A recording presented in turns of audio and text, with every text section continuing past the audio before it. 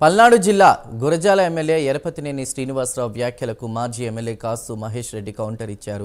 TDP సవాల్ తాము స్వీకరించినప్పుడు తమ సవాల్ని మీరు స్వీకరించాలన్నారు. ఇక ఎన్నికల ముందు గురజాల ప్రజలకు అనేక అబద్ధపు హామీలు ఇచ్చి ఇప్పుడు మొహం చాటేస్తున్నారని మండిపడ్డారు.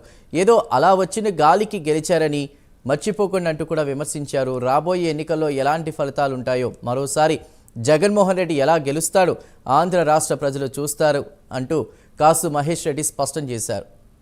ఎరపతినేని శ్రీనివాసరావు గారు అంటారు, ఎలక్షన్ అప్పుడు నేను మహేష్ రెడ్డి సవాళ్లకు ప్రతి సవాళ్లు విసురుకున్నాం, ఆ సవాళ్లకి కట్టుబడి ఉండాలి మహేష్ రెడ్డి అని. వాస్తవమే, సవాళ్లకి ప్రతి సవాళ్లు విసురుకున్నాం. అది ఏం జరిగిందో మరోసారి మీకు ప్రజలకి తెలియజేస్తుంది. మీరు చెప్పింది ఏంటి? ఎలక్షన్లో ఓడిపోతే నేను రాజకీయాల నుంచి విరమించుకోవాలి అని. అలాగే నేను మీకు విసిరిన ఛాలెంజ్ ఏంటి? ప్రతి సవాలు మెడికల్ కాలేజ్ నా హయాంలో ఆ రోజు జగన్మోహన్ రెడ్డి గారి ద్వారా మొదటి బడ్జెట్లో శాంక్షన్ చేయించాను అని క్లియర్గా ఆ రోజు చెప్పారు. దానికి మీరు కట్టుబడి ఉంటే ఆ రోజే విరమించుకుంటాను అని. మరి ఆ రోజు నుంచి చెప్పలేదు కనుక ఇంకా సవాల్ గురించి ప్రశ్నే ఉత్పన్నం అవ్వదు. మీ సవాల్ మేము స్వీకరించినప్పుడు మా సవాలు కూడా మీరు స్వీకరిస్తే దానికి ఒక నిబద్ధత ఉంటుంది.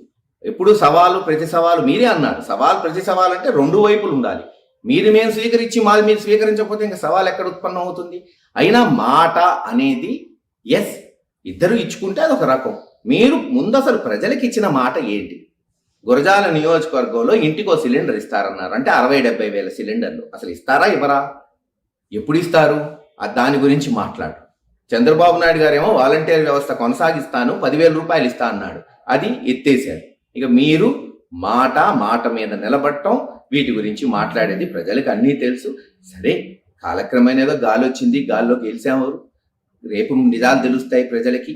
అలవి కానీ హామీలు ఇచ్చారు, అవన్నీ ప్రజలు ఇప్పటికే 9 నెలల్లో తెలుసుకున్నారు. మోసాల గురించి, జరగబోయే సర్వత్ర ఎన్నికల్లో ఎలాంటి ఫలితం ఉంటుంది, ఎలా జగన్మోహన్ రెడ్డి గారిని అఖండ మెజారిటీతో గెలుస్తారు, ఈ ఆంధ్ర రాష్ట్ర ప్రజలందరూ